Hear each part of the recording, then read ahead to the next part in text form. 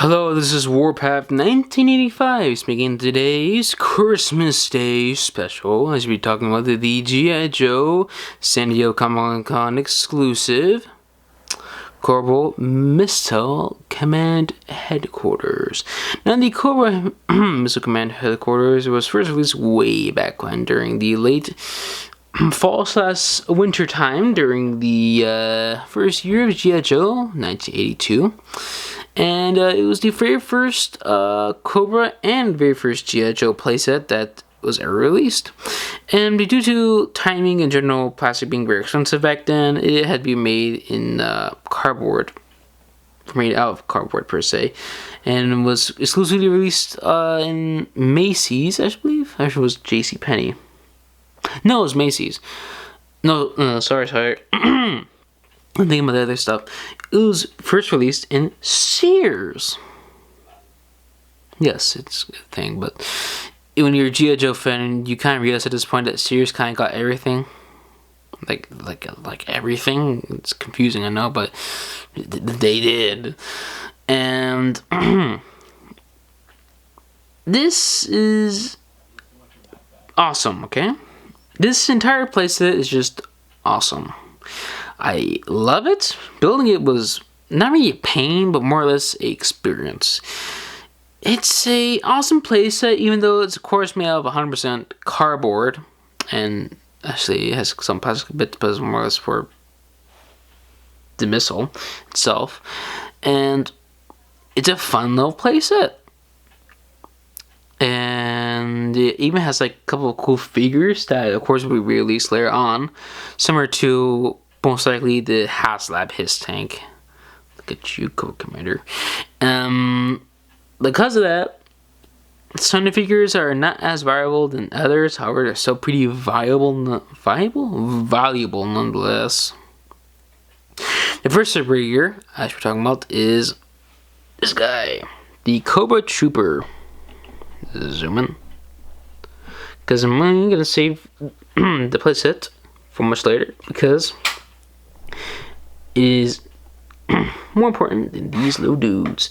Now, Cobra Trooper is mainly designed after the original Cobra Trooper, published image here, the straight arm version. There's a big reason why it has the big knee pads and the much more classic designed Cobra Trooper Dragunov, where it doesn't have really a trigger, it's just completely flat. And why its head sculpt is, no, head sculpt, it's paint, it's more or less like actually like just solid little black eyes, or just dots, instead of like full on like painted like eyes that you see like much more modern figures. Now this figure does reuse a bunch of little parts. It reuses the majority of parts from the Cobra Trooper, from Pursuit of Cobra, or technically the Red Ninja, because it has from the Red Ninja, but that's entirely a thing. It does have the 25th anniversary Cobra Commander's like arms, but she has it with the Pursuit of Cobra's what is it called in biceps. The legs are also reused from the Cobra Trooper from, I believe, the 25th anniversary. Yes, because I think it's 25th anniversary thigh. And the 25th anniversary Cobra Trooper, the Cobra Commander's thigh as well.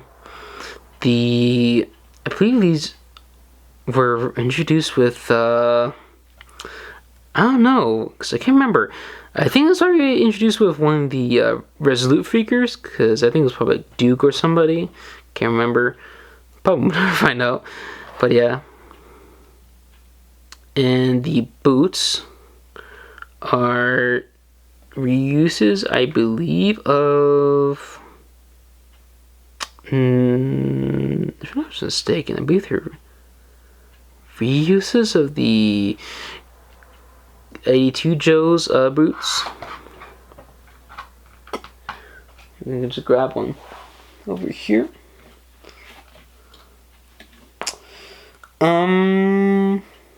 No, they're ever so slightly different. So that must mean that they're either reused from one of the Renegades or Resolute figures, or they're entirely brand new, which is probably a big possibility because these are San Diego Comic-Con exclusive figures. For other details, it does have your standard Cobra emblem, if I can focus. There you go. And that's pretty much it for general details. It does have a removable helmet and a removable whip gear piece. And for articulation, it is very limited because it does reuse majority of its parts from both 25th anniversary and Pursuit of Cobra Trooper body molds, whatever.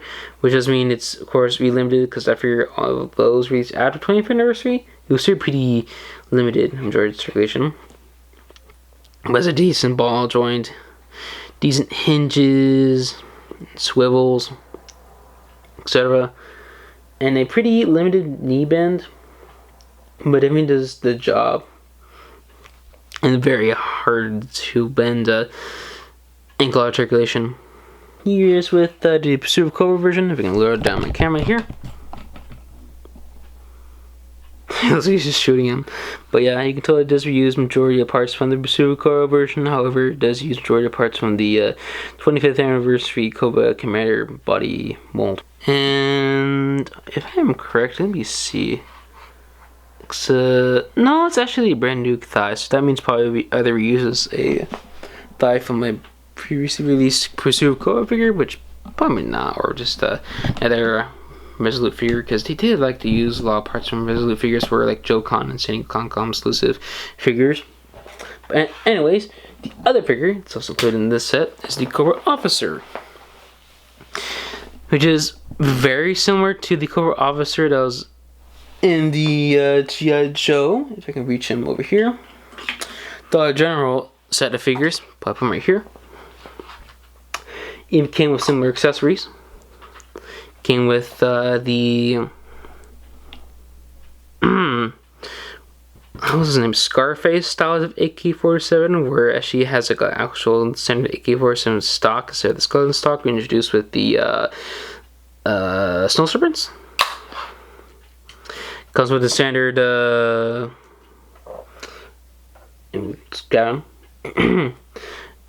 Cobra Officer helmet, because it's actually a different helmet mold technically, because it's slightly more less rigid. Has the 25th anniversary Coach Officer's web gear detail because it's much smaller than the rest of the body. Same with the Coach Trooper as well. It also uses similar parts to the other figure, where it kind of like has Cobra Commander's thigh, obviously, because I believe he actually didn't have anything on this thigh. If I recall correctly, I can't remember. It has also a sheath on the other thigh, so pretty much uses a bunch of parts from the Cobra Commander from, I think this is like the Hooded Cobra Commander legs, actually. And it also has the normal standard 25th anniversary Cobra Commander forearms and hands. And because of that, once again, has a very limited articulation. It's basically the same as like the Cobra Trooper, but has much more deeper knee bend because it doesn't have that really large knee pad that limits the articulation. And since it reuses the Cobra Commander style of feet and general calves, there's a wee bit more articulation.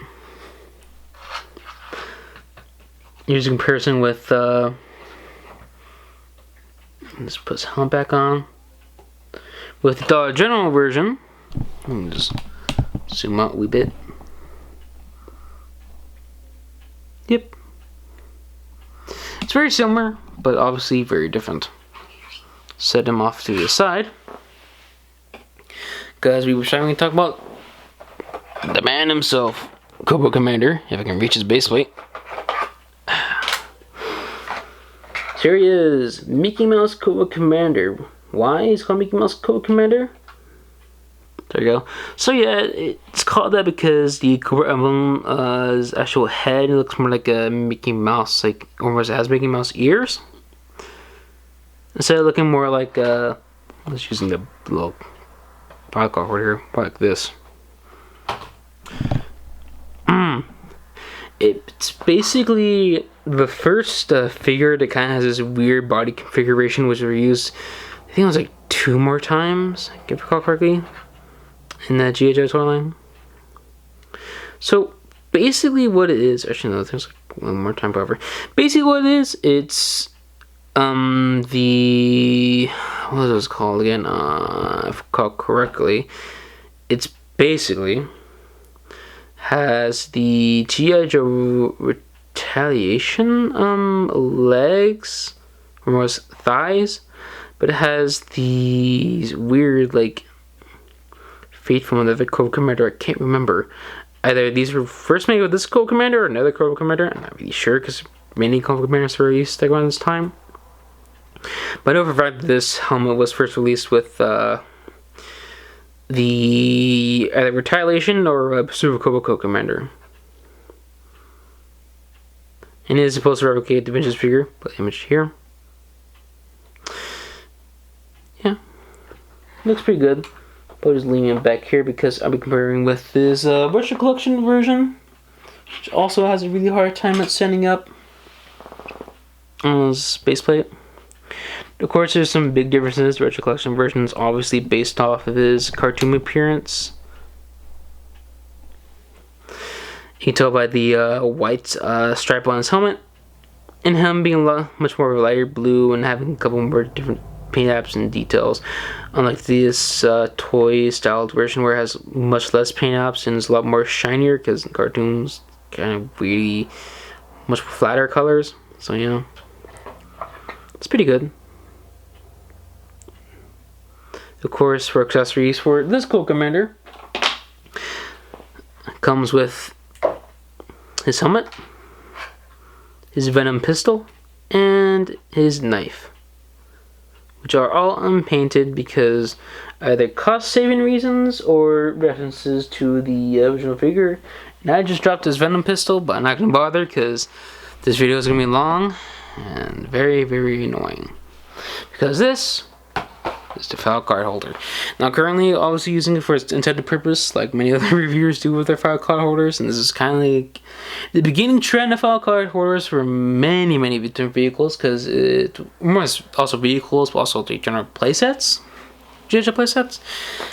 Of course, it's made of cardboard like the rest of the playset. Has like all the, I can remove all the file cards here. The 82 Joes and Cobra, or more or less the retail versions, because Cobra Commander wasn't released at mass retail until the next year in 1983. And if you're curious, yes, they do have their own file cards, but all of them being like styled out the original series versions, where they're like a full-on file card, like cut out like like a box technically. Sorry about that. My my card was full and I had to like empty out a bunch of stuff. Almost my memory card. But yeah, standard old file card holder. Nothing that special. However, the playset itself, the G.I. Joe Cobra Missile Command Headquarters, is quite fantastic. You of course have many seating areas and areas where you can place your figures. Let's grab this Cobra officer here. You can place your figure here, here, way over here, and over here. You can also have your figure sitting in these little cardboard seats. However, it is a quite difficult fit, and it's very much goofy looking, per se. Oh, there goes his helmet. Second time that's happened. The missile itself, if I can show on the camera because it's quite large, is absolutely ginormous. It can both elevate and I guess go down, per se. And it can stay in position, however you have to like tighten up the washer, which is right here.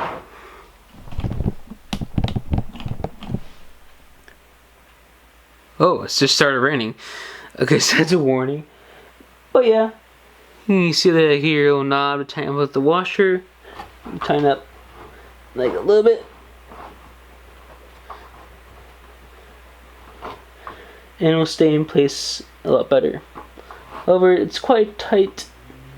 Most difficult feat because I'm quite far away from it currently. But yeah.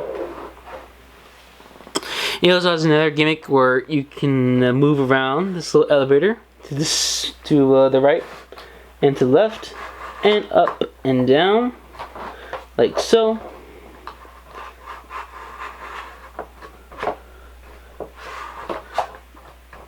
However, it does get caught sometimes.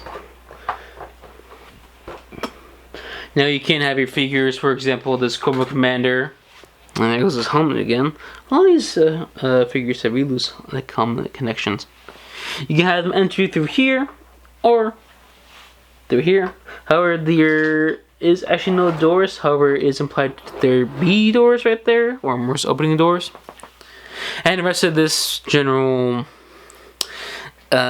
set is, of course, painted up to a murderous, made to look like Ron Rudat's original Cobra Missile Command Headquarters art. I believe it's Ron Rudat. Probably just the actual artist's name right here. And you can spot right here. You focus. More Cobra Troopers. And I believe a preview image of their female Cobra Trooper right here. I'm not for certain. But yeah.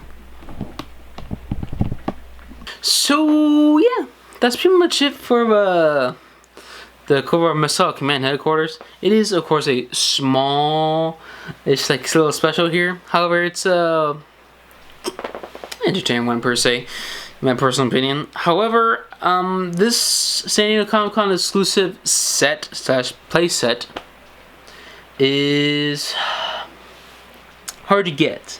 I personally got it for $150, which is a really good price because both the original and the convention exclusive version are really hard to find in good condition, or just really hard to find in general, and are usually really expensive.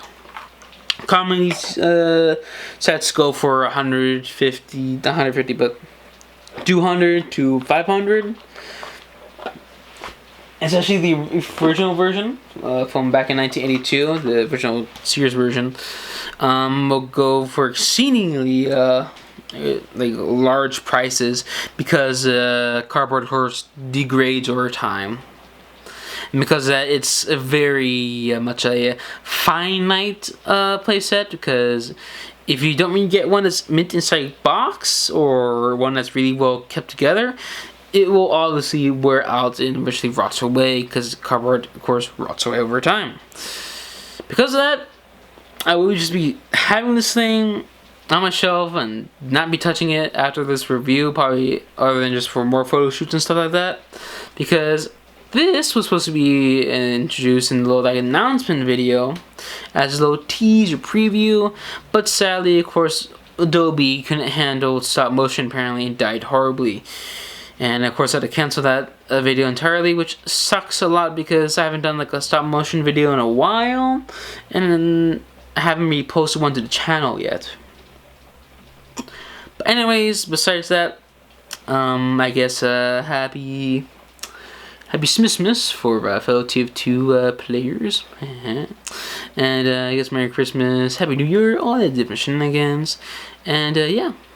That's all for this Christmas Day special, and I'll see you for a New Year special, which will be very, very interesting, since we find out what I figure.